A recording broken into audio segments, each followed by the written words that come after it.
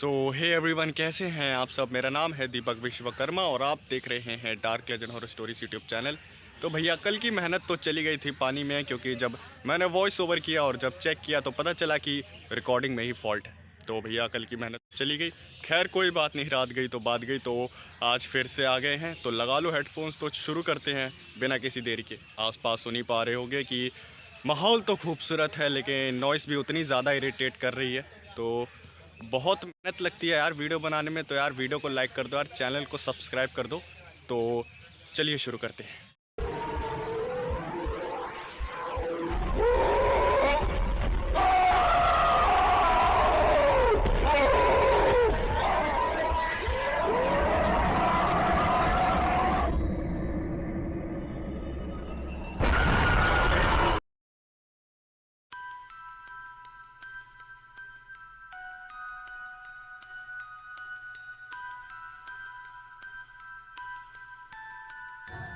कहानी है जैक नाम के एक सोशल वर्कर की, जिसने डेडिकेट कर दी थी अपनी ज़िंदगी सोशल वर्क के लिए।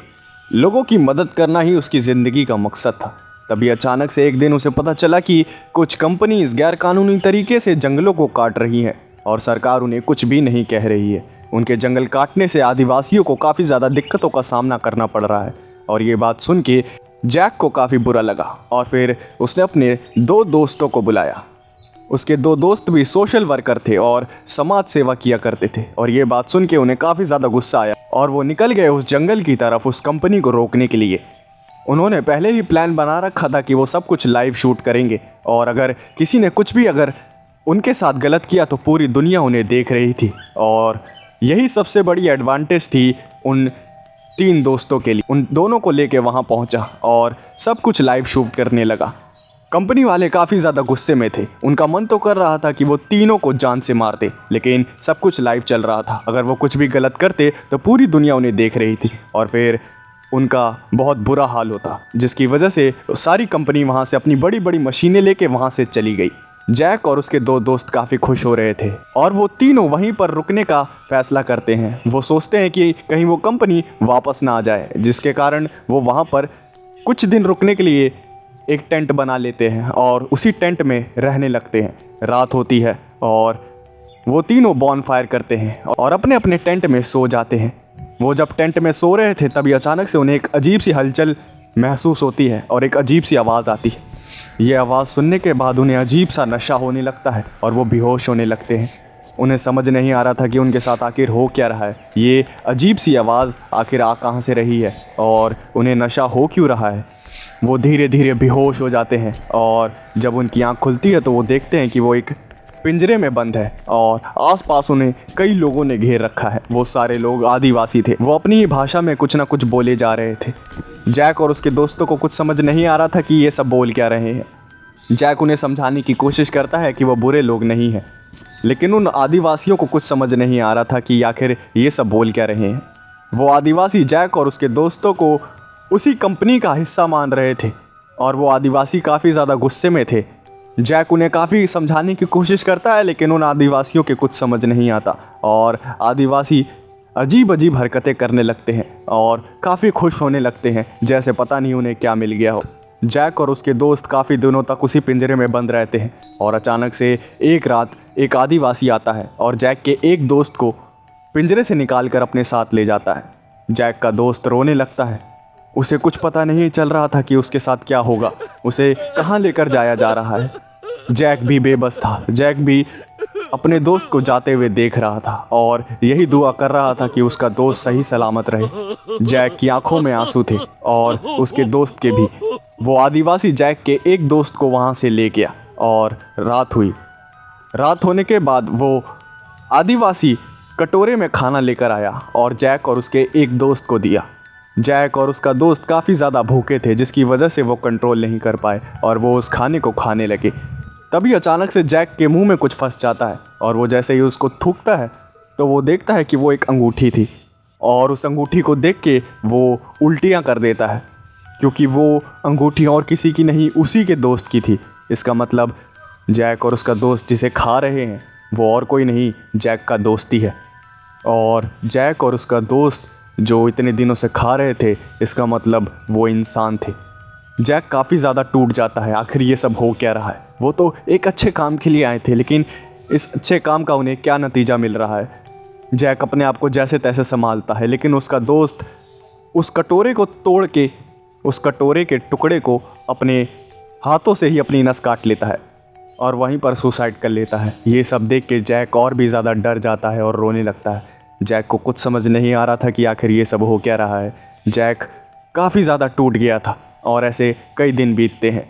जैक के दोस्त की लाश वहाँ पर सड़ने लगती है और जैक काफ़ी ज़्यादा परेशान हो रहा था। बदबू से उसका दम घुटा जा रहा था और आखिरकार वही आदिवासी फिर से वहाँ पर आया और उसने पिंजरा खोला और जैक के दोस्त की लाश को वहाँ से बाहर निकाल के ले गया।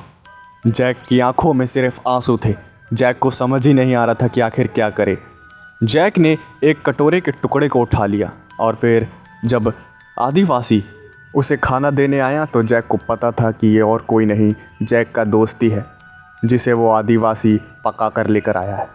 जैक गुस्से में उस कटोरे का टुकड़ा उस आदिवासी के गले में घुसा देता है, जिसकी वजह से वो आदिवासी वहीं पर मर जाता है। जैक उस आदिवासी का हथियार लेके जंगल की तरफ भागने लगता है, लेकिन वो ज़्यादा दूर नहीं पहुंचा था तभी कबीले वालों को पता चल जाता है कि वो कैदी भाग चुका है, यानी कि जैक। पूरा कबीला जैक के पीछे पड़ जाता है और जैक समझ ही नहीं पा रहा था कि आखिर वो करे तो करे क्या। वो पूरी जान लगा के वहाँ से भागे जा रहा था। उसे कुछ भी समझ नहीं आ रहा था कि आखिर वो अपनी जान बचाए तो बचाए कैसे। अचानक से उसकी नज़र एक चीज़ पे पड़ी, जिससे उसे एक उम्मीद की किरण दिखी। उसने देखा कि उसी का फ़ोन ज़मीन पे पड़ा हुआ है और उसने जैसे ही फ़ोन को उठाकर देखा तो जैसे मान भगवान का आशीर्वाद उसके साथ हो, वो फ़ोन चालू था। जैक तुरंत उस फ़ोन को स्विच ऑन करता है और मदद के लिए फ़ोन करने की कोशिश करता है, लेकिन वहाँ पर नेटवर्क नहीं थे। जैक भागता है इधर उधर कि कहीं पर तो नेटवर्क आ जाए और ऐसे ही एक जगह पे उसे नेटवर्क मिल जाते हैं और जैक वहाँ पर मदद के लिए फ़ोन कॉल करता है और उसी जगह पे छुप जाता है। जैक की आंखों में आंसू थे। उसे लग रहा था कि वो आदिवासी उसे मार देंगे और वो आदिवासी हर तरफ फैले हुए थे और जैक को ही ढूंढ रहे थे। जैक रोना चाहता था, लेकिन वो रो भी नहीं सकता था कि अगर उसने रोया और आवाज़ की तो आदिवासियों को पता चल जाएगा कि वो कहाँ पर है। जैक ने अपने मुंह को हाथों से बंद कर रखा था और चुप रहने की कोशिश कर रहा था और वो आदिवासी चारों तरफ फैले हुए थे और जैक को ढूंढ रहे थे। सारे आदिवासी काफ़ी ज़्यादा गुस्से में थे क्योंकि उनके कबीले का एक आदमी जैक ने मार दिया। तभी अचानक से एक आदिवासी जैक को देख लेता है और वो सारे जैक के ऊपर टूट पड़ते हैं, लेकिन उससे पहले ही कहीं से एक गोली आती है और वो गोली आर्मी वालों की होती है। आर्मी वालों को देख के जैक को सांस में सांस आती है और वो सारे आदिवासी डर के भागने लगते हैं, लेकिन वो आर्मी वाले उन आदिवासियों को गोलियों से भून देते हैं और बचे खुचे आदिवासी वापस से जंगल में भाग जाते हैं। आर्मी वाले जैक को कुछ खाने के लिए देते हैं और उसे अपने साथ आर्मी कैंप में ले जाते हैं और फिर जैक खुशी से रोने लगता है। उसे यकीन ही नहीं हो रहा था कि वो बच गया। उसे तो उम्मीद भी नहीं थी कि वो बच पाएगा, लेकिन आखिरकार वो ज़िंदा बच गया। फिर आर्मी वाले बताते हैं कि तुम बहुत किस्मत वाले हो कि तुम बच गए, क्योंकि वो पूरा कबीला एक वेंडिगो कबीला है जहाँ के सारे लोग आदमखोर हैं। उन्हें इंसानी मांस की भूख लगती है और कोई भी इस जंगल में उन्हें घूमता हुआ नज़र आता है तो वो उसे मार के खा जाते हैं, जैसा तुम्हारे दोस्तों के साथ हुआ। उन्होंने तुम्हें शिकार समझा। जैक रोने लगता है और आर्मी वाले कहते हैं कि अब तुम सुरक्षित हो, इसलिए घबराओ मत और अब अपनी ज़िंदगी एक नए सिरे से शुरू करो।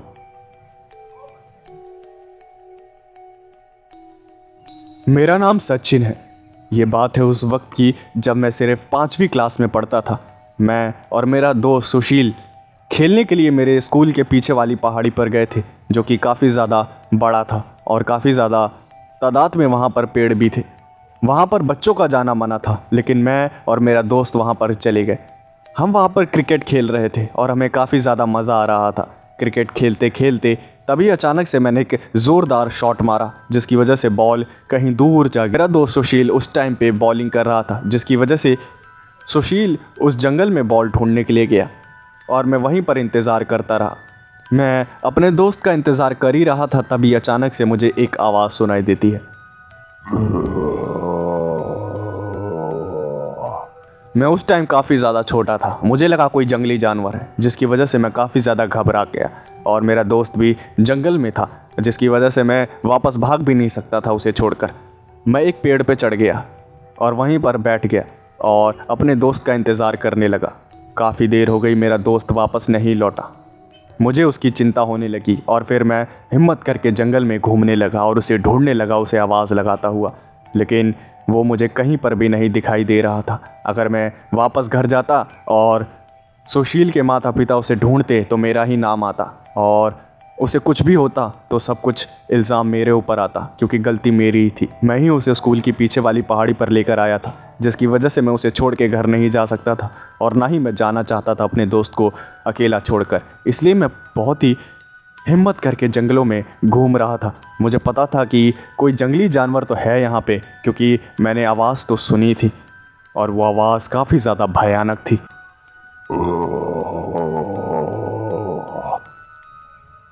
मैं सुशील को आवाज़ लगाता रहा, लेकिन मुझे कुछ भी जवाब नहीं मिला और आखिर में थक हार के दोपहर में मैं वहीं पर बैठ के रोने लगा और मेरे को कुछ समझ नहीं आ रहा था कि आखिर सुशील गया तो गया कहाँ। और फिर आखिर में हार मान के मैं अपने घर जा रहा था, लेकिन तभी अचानक से मुझे ख्याल आया कि मुझे घर नहीं जाना चाहिए, मुझे सबसे पहले पुलिस स्टेशन जाना चाहिए।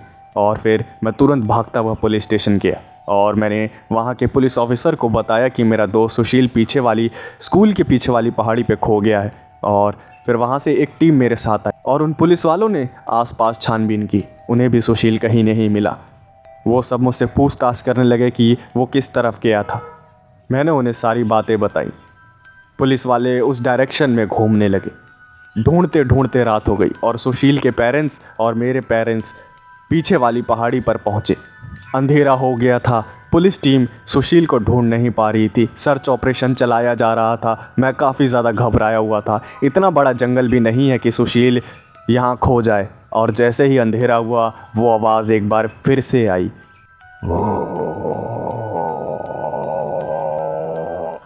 ये आवाज़ सुनते ही मैंने पुलिस वालों को बताया कि ये आवाज़ मैंने पहले भी सुनी है।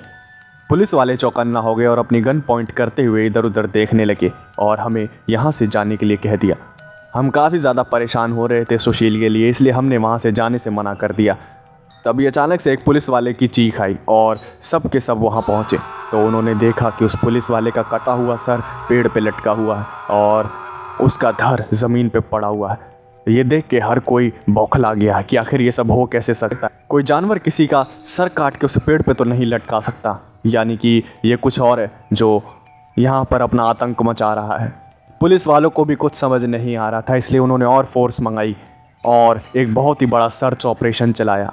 और तभी अचानक से एक पुलिस वाले को एक अजीब सी बदबू आई और उस पुलिस वाले ने उस बदबू का पीछा किया और उसके साथ कई पुलिस वाले गए और उन्होंने देखा कि कई सारी लाशें और उनके कंकाल एक पेड़ के नीचे पड़े हुए हैं और एक पतला सा दिखने वाला एक अजीब सा इंसान, जिसके शरीर पे मांस की काफ़ी ज़्यादा कमी थी, उसकी हड्डियां नज़र आ रही थी और उसके मुंह से खून बह रहा था। वो उन हड्डियों को चबाए जा रहा था और पुलिस वालों को देखकर हंस रहा था। पुलिस वालों को पता चल गया कि एक आदमखोर है और ये अब पूरी तरह से पागल हो चुका है। और उसके थोड़ी ही देर बाद पुलिस वालों को इन्फॉर्मेशन मिली कि पास वाले पागल खाने से कई दिनों पहले एक साइको आदमखोर इंसान गायब हो चुका है और ये वही आदमखोर है और उसने अभी तक कई लोगों को अपनी भूख का शिकार बना दिया है। और वहीं पर एक जगह मेरा दोस्त सुशील बेहोश पड़ा हुआ था। पुलिस वाले समझ गए कि इसका ज़िंदा रहना ठीक नहीं है, इसलिए पुलिस वालों ने उस आदमखोर को गोली मार दी और वो आदमखोर वहीं पर मर गया। और फिर जब तहकीकात हुई तो पता चला कि पुलिस स्टेशन में जितनी भी मिसिंग की रिपोर्ट थी वो सारे लोग इसी स्कूल की पीछे वाली पहाड़ी में ही मारे गए हैं और उनको मारने वाला और कोई नहीं, वही आदमखोर था। लेकिन आज भी मैं वो खौफनाक रात याद करता हूँ तो मेरी रूह कांप जाती है।